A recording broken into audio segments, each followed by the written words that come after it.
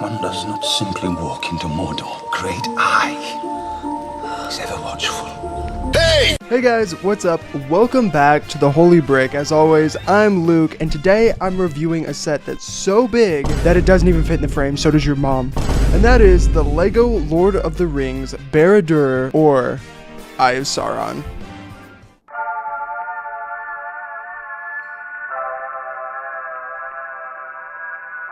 Whom do you serve?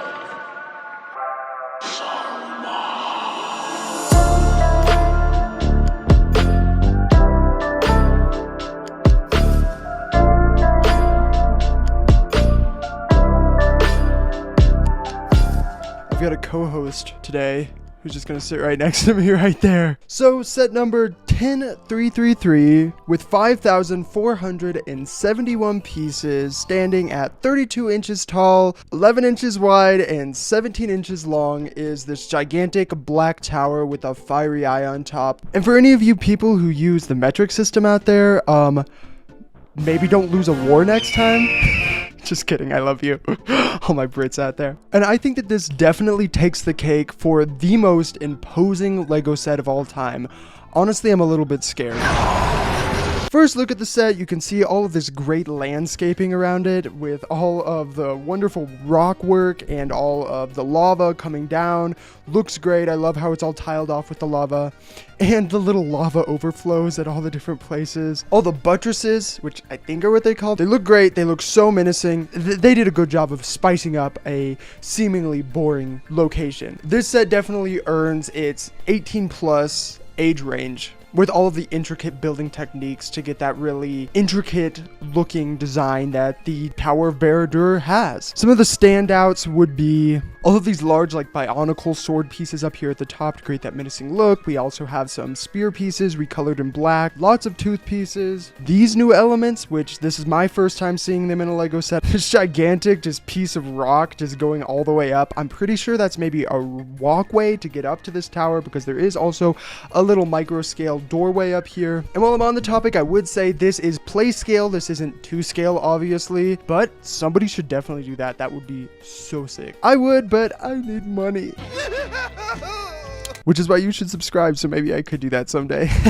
I would also like to mention the attention to detail with the different colors. It may just look like a big black tower on the surface, but when you look a little bit closer, the parts that are closer to the lava are brighter colors, while the parts that are further away are darker colors because they're warmer, which is a really cool detail that is all throughout the build. First thing we need to talk about is the entrance, which is so menacing. It's a lot bigger in the films, but this works. You get a little bridge, and something that they didn't necessarily need to include, but they did, and I love it, is that if you twist this little rock on the side, it actually opens up the two front gates. I would also like to mention all of these little illusions of windows going into the tower while they're not actually looking in. You can see that they use orange pieces to kind of show a glow inside. But once you open up the actual gates and you take your orc army, you can take all of this off. This part just slides out. This part just slides out, which is kind of an interesting choice. Most LEGO sets have them come off the top, again using clips. Now that we've got all of that out of the way, let's look at the interior. So the first story is kind of like an orc forge slash dungeon slash living room. So starting on the left, we have a prisoner, I guess, who has been dead for a very long time, since they're just a skeleton now, and there's a little mechanism to lower them and raise them. In the middle, we have somewhat of an armory with a couple helmets over to the left, along with the shield, and I would like to mention these shields are printed exclusive to this set. We also have this thing, which I want to say is a stone cutter. I don't know, that's just from Minecraft. On the right side, we have some more armor, including a helmet and some shoulder guards. We also have an orc here who is making another sword, and instead of just making their swords with, you know, fire like a normal person, they use literal lava, which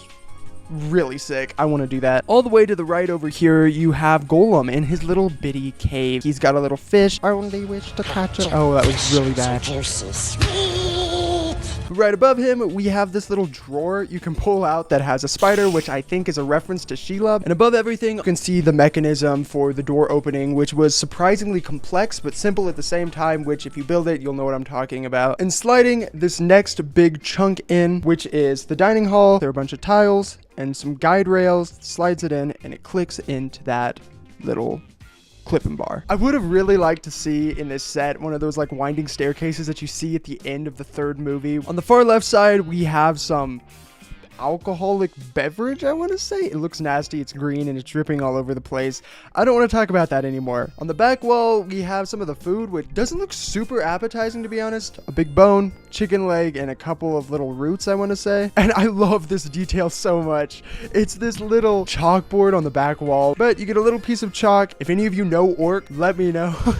And on the right wall, we have where they actually cook the food, a big pot. And this also, like the weapons, is cooked over lava. And there's a little orc cook on the side. In the middle, we have a giant dining table. On the table, we have some hot dogs, as well as some chicken legs and some bones. They're not eating maggoty bread, that's for sure. We ain't had nothing but maggoty bread for 3 stinking days. And just like the Shelob Easter egg on the first level, the second level has this little pull-out drawer that reveals the blueprints for the 9 rings of power. On the next floor, we have Sauron's throne room, which looks so epic. Oh my goodness. It's got kind of a Game of Thrones type of vibe. Back wall has a couple of these Eye of Sauron, these like Mordor flags, and you got this really good tiling detail on the floor. But you may be thinking, this is a bit boring. Well, we're gonna spice it up. Pull on this little tab on the back and the whole thing opens up, and it's just awesome. The throne splits in half, which looks really uncomfortable, and Sauron's just hanging there. But once you do that, it shows you the Palantir. White Tree of Gondor on fire on one side and the Shire on fire on the other side. Such a sick piece, which is probably going to go for like $1 billion on Bricklink. And in the very back, it's got like Sauron's war room, I guess, where he has the conspiracy theorist who has like connecting all the dots and everything. And it's like his plans to conquer Middle-earth. And he's got a picture of the mouth of Sauron. Next floor, this is the mouth of Sauron, his little study area, because, you know, he's a smart boy. On either wall, you got a couple spears to make sure that it's not all education, but it's also Mordor. Inside, you got a little place for him to write a letter. I think he's writing to Saruman. You've also got Frodo's mithril armor, which he took from Frodo to show the Fellowship. Same exact sticker that was used in the Rivendell set, which, if you didn't notice, is right behind me. You've also got these printed scroll pieces, and they're actually window elements, which is really cool. Some potions, a sticker on the back. You can actually see the gift with purchase that comes with this set, the Nazgul set. The Mouth of Sauron is kind of obsessed with Sauron. He's got a picture of himself hanging up there with his 1 ring of power. Narcissistic much? I just reminded myself, don't Chick-fil-A sauce? No Chick-fil-A sauce? And then the final room in this tower is going to be this little library, because your boy Sauron, he's a big evil guy who wants to take over Middle-earth, but you know, your boy's educated. In the middle here, you have a little scroll. I don't know what the heck that said. Tell me in the comments. But you have some more of those stickered panel pieces. They've got a skull up there, just chilling up there for some reason. There's a ladder going all the way up that if you turn this, it can move back and forth, which is kind of cool. Finally, once you get up to the very top, you get to the actual Eye of Sauron, which has a light brick. Press down on that, it makes it light up. The light you can hardly see. And the Eye of Sauron, you can move back and forth so we can like look around, go see if Frodo's gonna come hang out in Mordor. But that's it for the actual tower, Battle of the Ball. Oh, and you, my friend, would be the belle of the ball. So let's get him out of the way. And it's time to focus on this. It's supposed to be the tip of Mount Doom where Frodo throws the ring into the fire. I'd like a big Mount Doom set. So the set comes with 10 different minifigures. Compared to Rivendell is a bit disappointing. We got spoiled by Rivendell with the minifigures. All of these minifigures, except for 2, which are Frodo and Sam, which we got in Rivendell, are completely exclusive to this set. So let's go ahead and get Frodo and Sam out of the way.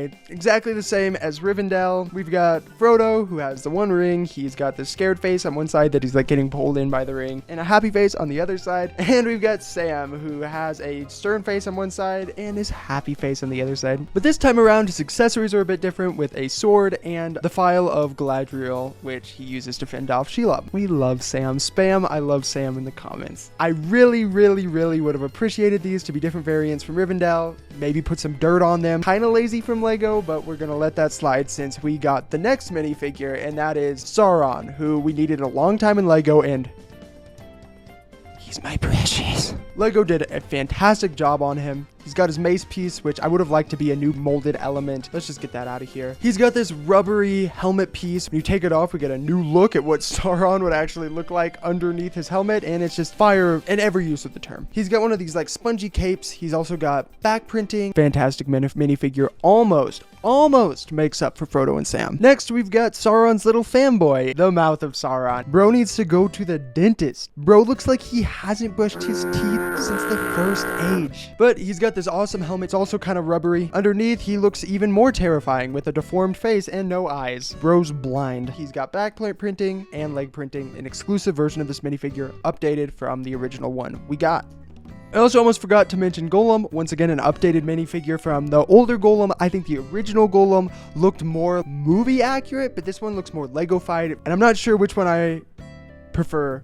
Battle it out in the comments. Really want to see which one you guys prefer. Finally, the rest of the minifigures are made up of 5 different orcs. First orc, Gothmog, who is a general, I believe. I would have preferred an exclusively molded head for this guy. He's got a printed chest plate. He's also got nice printing that's covered up by that chest plate on both the front and back of the torso. Next, we get 2 of these olive green orc minifigures, which are almost exactly the same. Dark brown hairpiece with the pointy ears, angry expressions, as well as slightly less angry expressions. They do have different torso printings, which is nice. Once again, that fantastic printed shield. And the last 2 orc minifigures are also the same, but look a lot different since one has a helmet and one does not.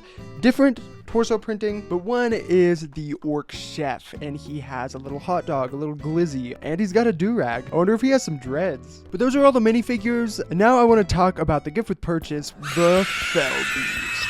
This is quite literally the perfect gift with purchase, maybe the best gift with purchase I've ever gotten. It looks like we've got a little bit of Osgiliath at the bottom there, which is our first time seeing in LEGO. Fellbeast is completely brick built except for the wings, which are vinyl. And we get a new updated Nazgul, who looks fantastic with that amazing cape piece, new updated hood, and updated printing. This behind that $460 paywall that you gotta basically get on day one is wild to me. The first thing that comes up here on eBay is $200 for this. I'm so glad I got this day one. But the Fell Beast is completely posable, and the Ring Wraith looks great. Not to rub it into any of you who didn't get a day one. My complaints with the set would be that we needed an updated version of Frodo and Sam. My instructions were folded when I got them, which is kind of unfortunate. And there's this big, ugly battery warning on the front of the box, which may have been necessary. I don't know, but I don't like it there. And I'm glad that LEGO took Lord of the Rings into this direction with this new wave, Barad-Dûr, a location we've never seen before. But those are my thoughts on the set. Would I recommend it? If you got $460, have I got a set for you? This is the best set for that price on the market now. If you have $500 and you haven't gotten it yet, I would recommend Rivendell above it. But if you like Rivendell, you're definitely going to like this.